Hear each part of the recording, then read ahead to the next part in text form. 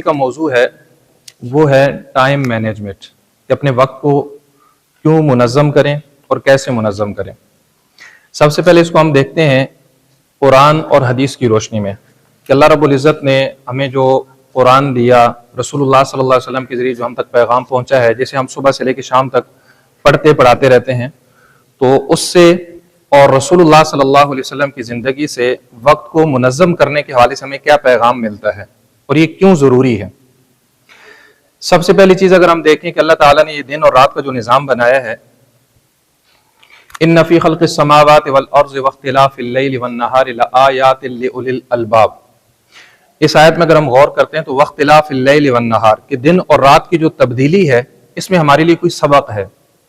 اور وہ سبق کیا ہے اس کو سمجھنے کی ضرورت ہے۔ ہمارے ہاں قرآن کا ترجمہ بھی پڑھا جاتا ہے، قرآن کی تفسیر بھی کی جاتی ہے،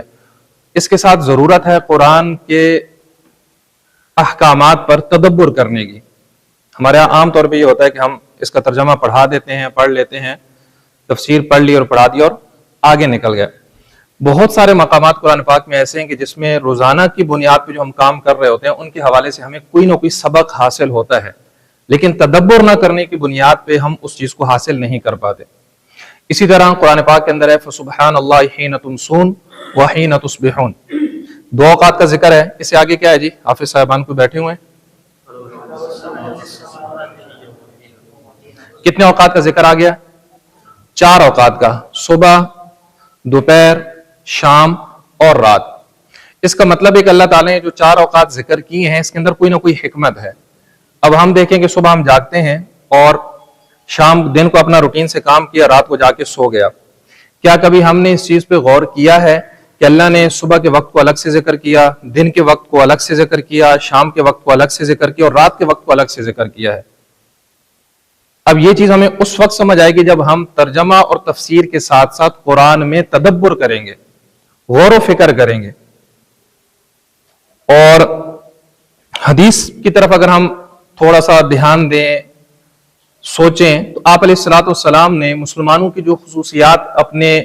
اقوال کے اندر، اپنے ارشادات کے اندر بیان کی ہیں، ان میں سے ایک ہے من حسن اسلام المرء ترکہ ما لا یعنیہ، کہ ایک مسلمان کے اسلام کی خوبصورتی یہ ہے کہ لا یعنی چیزوں کو چھوڑ دے۔ لا یعنی کی تعریف آپ حضرات علماء کرام ہیں، آپ کو بتانے کی ضرورت نہیں ہے۔ یہ لا یعنی کیا ہے؟ وہ چیز کہ جس میں انسان کا نہ دین کا فائدہ ہے، نہ دنیا کا فائدہ ہے اور نہ ہی آخرت کا فائدہ ہے۔ تو اس کا مطلب یہ ہوا کہ لا یعنی وہ چیز ہے جس میں دین کا نقصان یا دنیا کا نقصان یا آخرت کا نقصان ہے۔ تو اب ان 2 آیات اور ایک حدیث کو سامنے رکھتے ہوئے ہمیں تھوڑا سا سوچنے کی ضرورت ہے کہ صبح جاگنے سے لے کر رات سونے تک کے ہمارے جتنے اوقات ہیں، کیا اس میں ہم نے اپنے آپ کو منظم کیا؟ کیا ان تمام اوقات کے دوران ہم اس چیز پہ غور و فکر کرتے ہیں کہ بحیثیت عالم یا بحیثیت مسلمان، بحیثیت استاد یا بحیثیت شاگرد، جس حیثیت سے ہم زندگی گزار رہے ہیں، ہمارے کاموں میں، ہمارے اوقات میں کوئی لا یعنی چیز تو نہیں ہے؟ اگر ہمارے ذہن میں یہ بات آتی ہے کہ نہیں ہے، تو پھر سوچ کے بہت سارے زاویے کھلتے ہیں کہ آیا کیا وجہ ہے کہ ہمارے کاموں میں لا یعنی بھی نہیں ہے، ہمارے اوقات میں لا یعنی بھی نہیں ہے، لیکن بحیثیت مسلمان مجھے معاشرے میں جو کردار ادا کرنا چاہیے، معاشرے کو جتنا دینا چاہیے، یا میری ذات سے معاشرے میں جو تبدیلی آنی چاہیے، کیا وہ آ رہی ہے؟ اگر نہیں آ رہی تو پھر سوال کھڑا ہوتا ہے کہ آیا کیا وجہ ہے کہ میری وجہ سے معاشرے میں جو تبدیلی آنی چاہیے وہ بھی نہیں آ رہی، اور میں کھڑا ہو کے سوچ رہا ہوں کہ میری زندگی ایک بالکل درست رخ پہ چل رہی ہے، اس کے اندر کوئی ایسا کام، کوئی ایسا وقت نہیں ہے کہ جس سے میری دنیا کا نقصان ہو، آخرت کا نقصان ہو یا دین کا نقصان ہو رہا ہو۔ دوبارہ ان 2 چیزوں کو، آیت اور حدیث کو سامنے رکھتے ہوئے